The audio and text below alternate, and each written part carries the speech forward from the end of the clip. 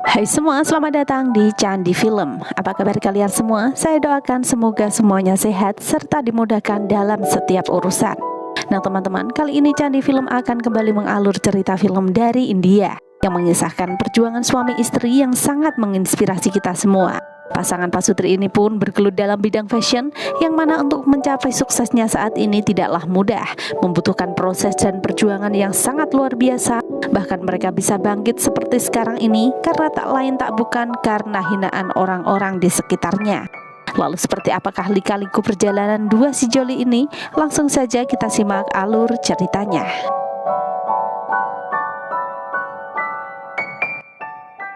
Cerita berawal dari sebuah keluarga kecil yang tinggal di pinggiran kota Delhi. Di sana terlihat sepasang suami istri, yaitu Mauji dan istrinya bernama Mamta. Meskipun sudah menikah, namun Mamta dan Mauji masih tinggal bersama orang tuanya, yaitu Pak Sudagar dan Ibu Nimo. Seperti diketahui, Mauji adalah tulang punggung dari Agia. Mauji mempunyai kakak bernama Juknu dan istrinya bernama Kumut. Mereka pun dikaruniai seorang putra bernama Benu. Karena tiap pagi mereka harus bekerja, maka Juknu dan Kumut harus menitipkan Benu ke rumah kakeknya untuk diurus oleh Mamta. Dahulu kala mendiang kakek Mauji adalah seorang penjahit yang berpengalaman.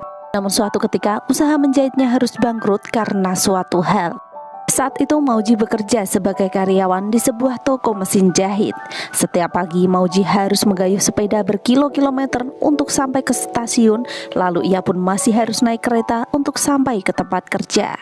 Meskipun begitu, Mauji dan Mamta sangat menikmati kehidupannya dan menjalani hari-hari dengan apa adanya dan penuh bahagia. Dan inilah Jarum dan Benang buatan India. Seorang pria bernama Pak Bansal adalah pemilik toko mesin jahit yang tak lain adalah bos di tempat Mauji bekerja. Dia mempunyai seorang anak bernama Prasan yang akan menikah dalam waktu dekat.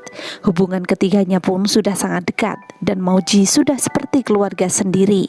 Namun karena terlalu akrab, terkadang Mauji pun lupa akan harga dirinya. Manakala Mauji bertingkah seperti anjing agar Pak Bos dan anaknya merasa terhibur.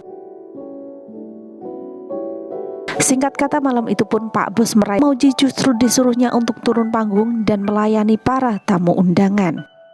Prasan pun memperkenalkan Mauji kepada para tamu undangan bahwa ia adalah karyawan yang baik dan juga rajin. Selain itu, Mauji juga mempunyai selera humor yang tinggi. Saat itu Prasan pun menyuruh Mauji untuk kembali bertingkah seperti anjing agar para undangan tertawa. Mauji pun dengan sangat bersemangat melakukannya dan lagi-lagi ia lupa akan harga dirinya. Mamta yang melihat suaminya bertingkah aneh pun merasa sangat-sangat malu.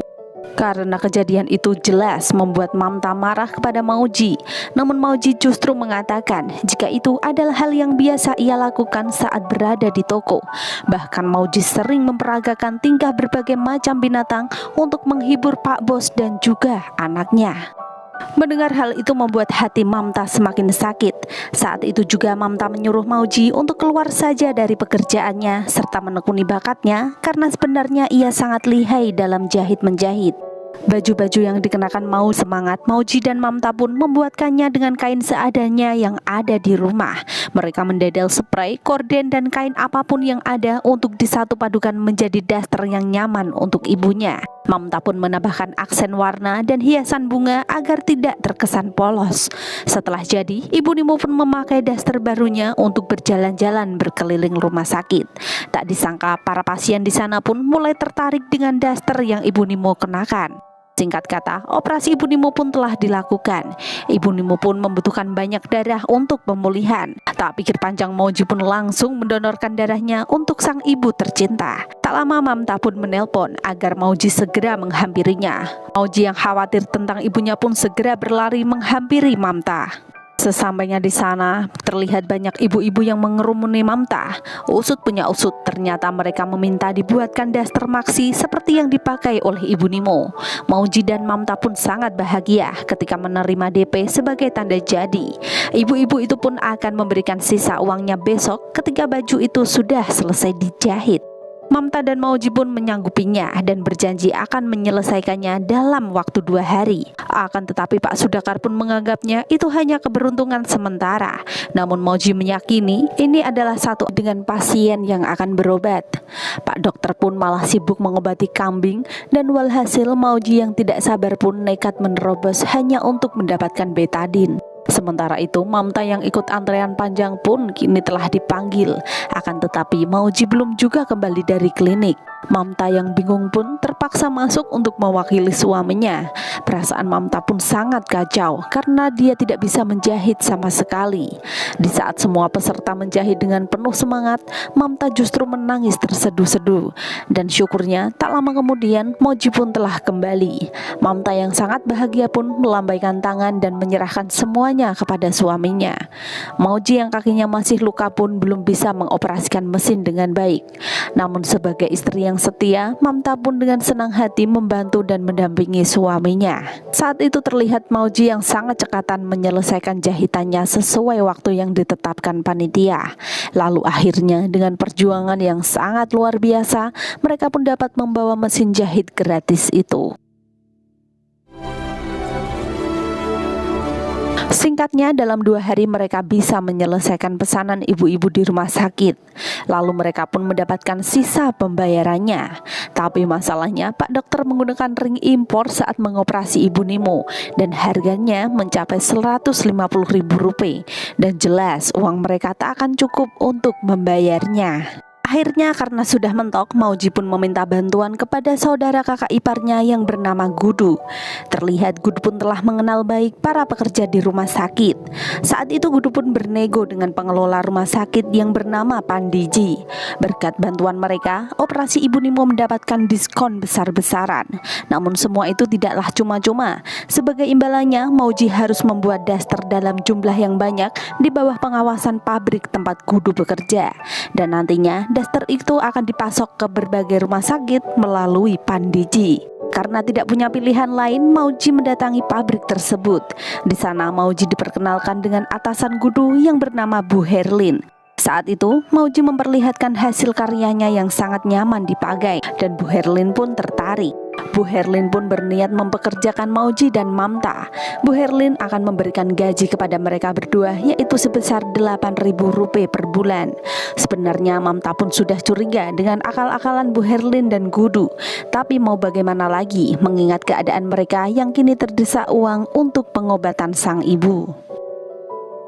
Pagi itu adalah hari pertama mereka bekerja. Ibu Nimo pun memberkati dan mendoakan anak dan menantunya sebagai rasa syukurnya karena mereka telah kembali mendapatkan pekerjaan.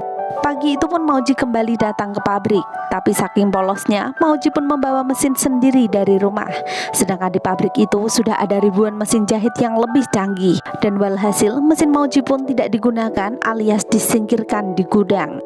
Di sana Mauji pun memberikan arahan kepada karyawan yang lain. Sedangkan Mamta diberi tugas untuk mencetak motif yang dulu pernah ia buat dalam jumlah yang begitu banyak. Hari demi hari kelicikan pun mulai terlihat, yang mana daster-daster itu dipasang label buatan Cina, sehingga mereka pun harus membeli baju di rumah sakit dengan harga yang lebih rendah dari harga sebenarnya.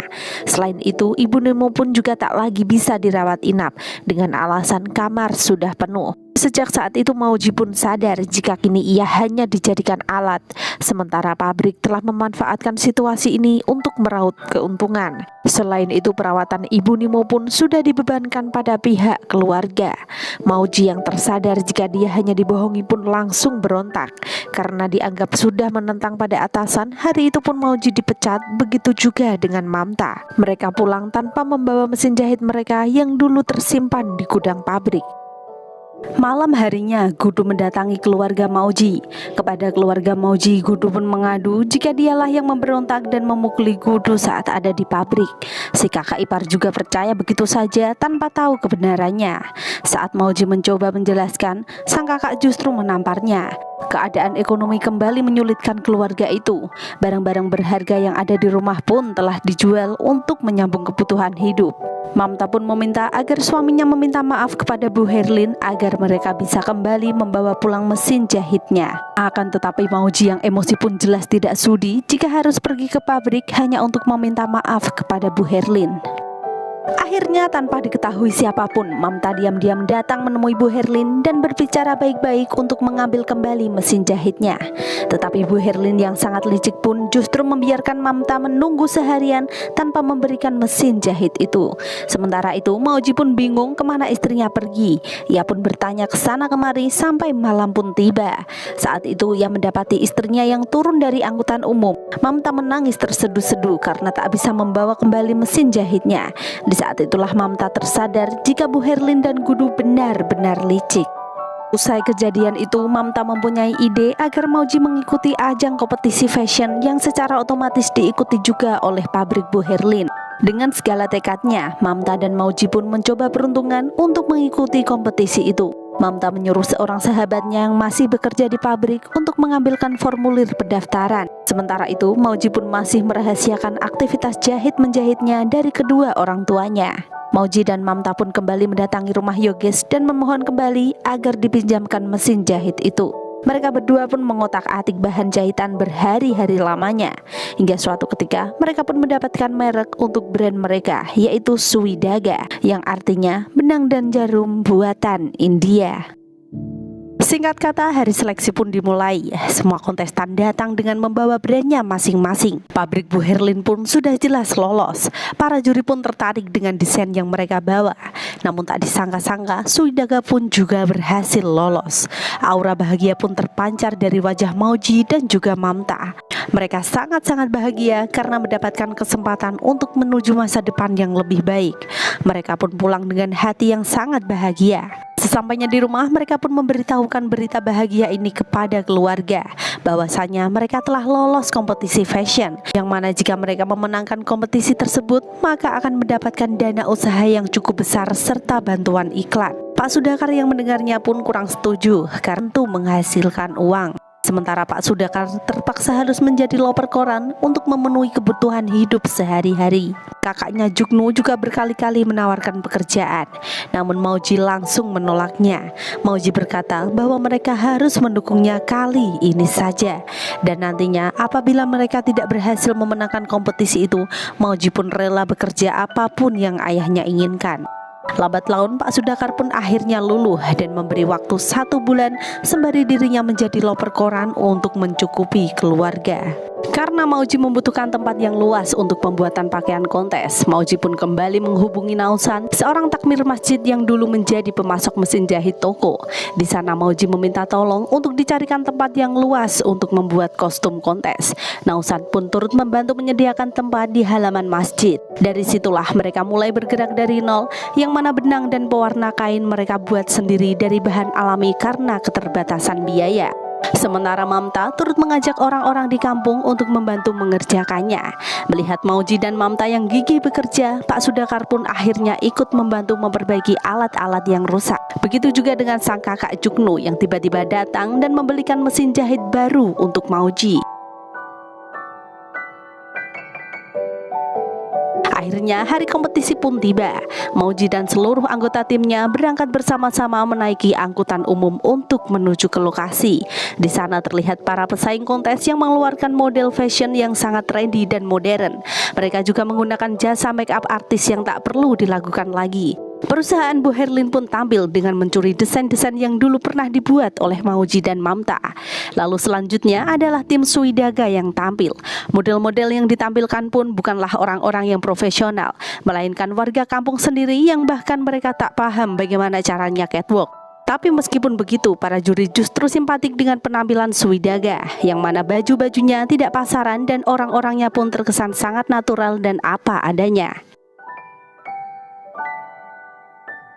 Selanjutnya giliran orang tua Mauji yang tampil. Mereka berdua pun membawakan pakaian pernikahan yang sudah dimodifikasi. Lalu di puncak acara, Mauji dan Mamta pun tampil sangat berbeda dari pakaian kesehariannya, yang mana desain pakaian mereka membuat para juri terkesima dari awal penampilan mereka.